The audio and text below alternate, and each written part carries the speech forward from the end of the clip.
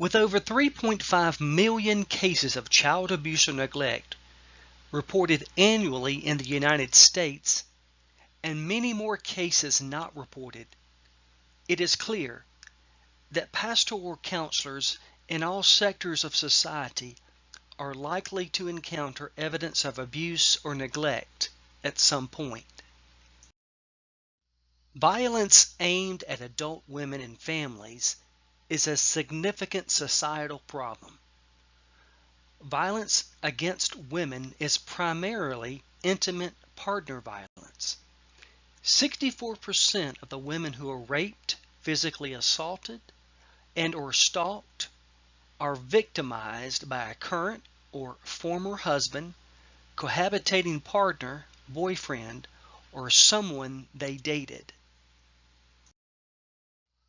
Although child abuse and neglect can be defined in a multitude of ways, public law defines child abuse and neglect as, at a minimum, any recent act or failure to act on the part of a parent or caretaker resulting in death, serious physical or emotional harm, sexual abuse, exploitation, or an act or failure to act which presents an imminent risk of serious harm. A child is anyone under the age of 18. The National Clearinghouse on Child Abuse and Neglect has identified 4 primary types of child maltreatment: emotional abuse, neglect, physical abuse, and sexual abuse. Emotional abuse includes acts or failures to act that cause or could cause serious distress or disorder in children. This may include a range of behaviors including bizarre forms of punishment, rejecting or belittling treatment, use of derogatory terms, and habitual scapegoating or blaming. Emotional abuse is sometimes referred to as verbal abuse and mental abuse. Neglect is the failure to provide for a child's basic needs. Neglect can be physical, educational, or emotional. Examples include failing to provide adequate food, clothing, or medical attention, allowing children to be consistently truant from school, or withholding emotional support or attention from a child. Physical abuse is most simply the infliction of physical injury upon a child. Physical abuse may include burning, hitting, punching, shaking, kicking, beating, or otherwise harming a child. Although the parent may not have intended to harm the child, the injury is not an accident. Parents who harm their children during the course of discipline are also guilty of physical abuse. Sexual abuse may be defined as inappropriate sexual behavior with a child. It includes fondling of a child's genitals, making the child fondle the adult's genitals, intercourse, rape, sodomy, exhibitionism, and sexual exploitation. To be considered child abuse, these acts must be committed by a person responsible for the child's care or a person related to the child. If a stranger commits these acts, it would be considered sexual assault and handled solely by the police or criminal courts. In many states, clergy and other professionals are required to report cases of known or reasonably suspected child abuse. This means that pastoral counselors may at times be required to do something that precipitates a substantial crisis in the lives of some parishioners. Informing these parishioners of this obligation prior to any sort of formal pastoral counseling is wise. Beyond reporting cases of abuse and attempting to support children and families in the wake of ensuing intervention by authorities, the church might be proactive in preventing child abuse and supporting parents at risk. Specifically, the church might consider educationally focused programs that increase awareness of abuse, both for parents and youth workers. Parent preparation training for soon-to-be married couples or couples preparing to have their first child might also incorporate training in risk factors for abuse and strategies for reducing this risk. Support groups for parents who have had trouble with abuse or anger control might also be useful and could focus on development of adaptive and effective parenting skills. Violence within marriage is now recognized as a considerable social problem in the United States. According to various surveys, about 1.3 million women are assaulted by male partners each year. If about 1 in 8 husbands is physically violent with his spouse each year, it is reasonable to assume that some of these couples will be involved with the church. Admission of violence in the home can be quite stigmatizing and shaming for both partners. The most obvious concern related to domestic violence is the risk of serious injury or death. Up to 25% of all homicides committed in the United States each year are committed by a husband or wife. Violence from husbands to wives is the primary pattern in over 90% of the cases of domestic violence. Marital violence is also strongly linked to psychological problems and major psychological disorders, including depression, alcohol abuse, and PTSD.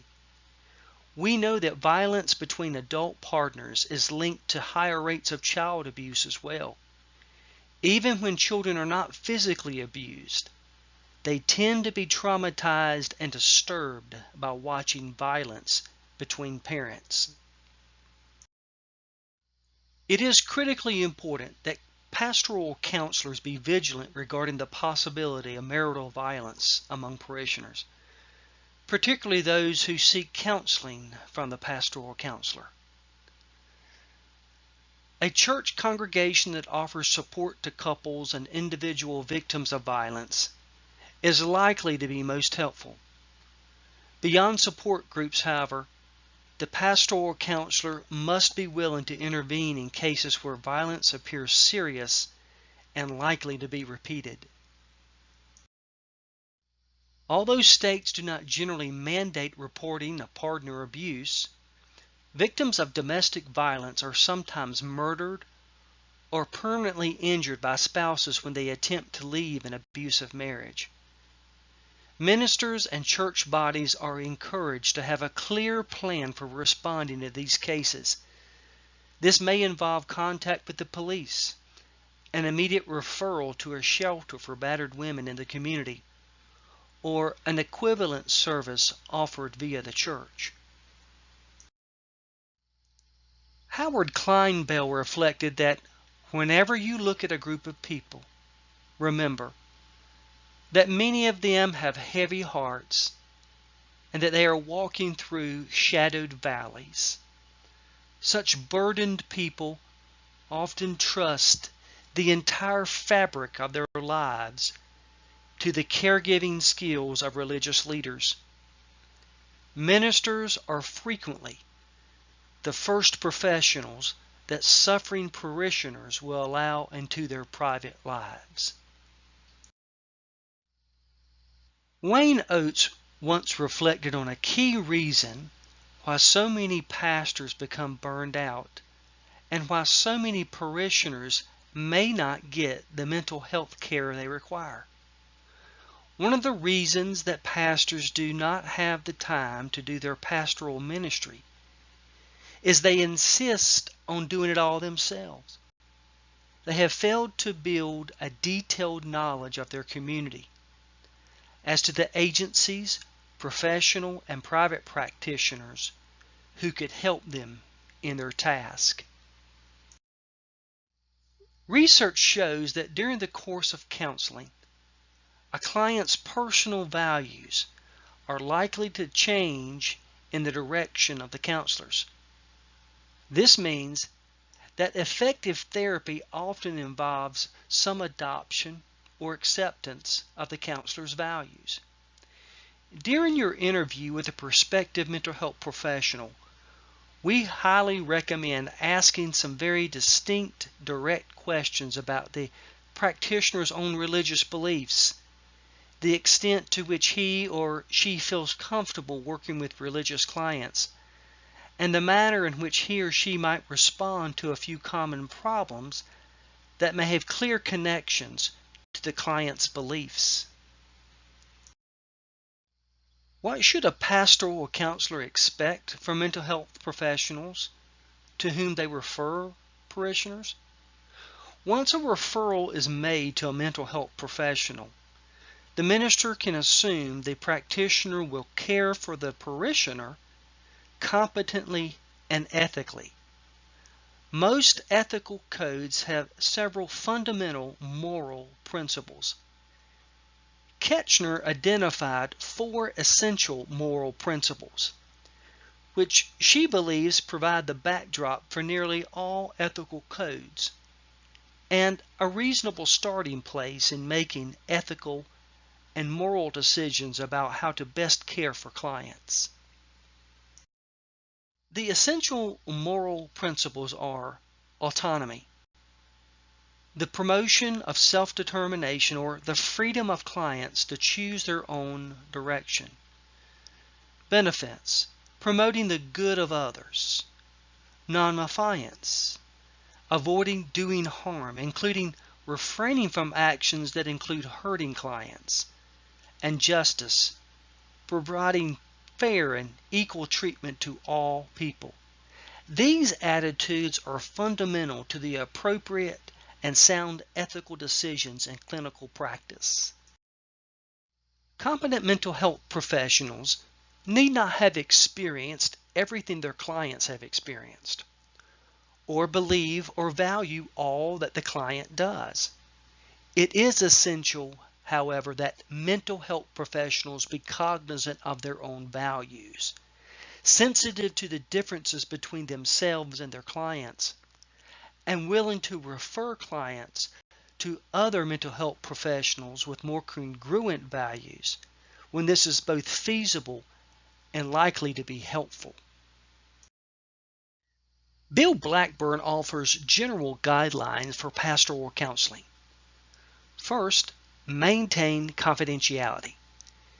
The exception to maintaining confidence would be if there are ethical or legal reasons dictating the breaking of confidence. It is imperative that pastoral counselors familiarize themselves with the laws in their state pertaining to privileged communications with the clergy and to the exceptions to confidentiality. Usually these exceptions will include such things as suspicion of child abuse. Second, avoid manipulating the counselee. It almost goes without saying that pastoral counselors must avoid manipulating the counselee. But because there is such a risk due to the vulnerability of many persons in crisis who are seeking pastoral counseling, it needs to be amplified. Avoid making decisions for the person seeking help.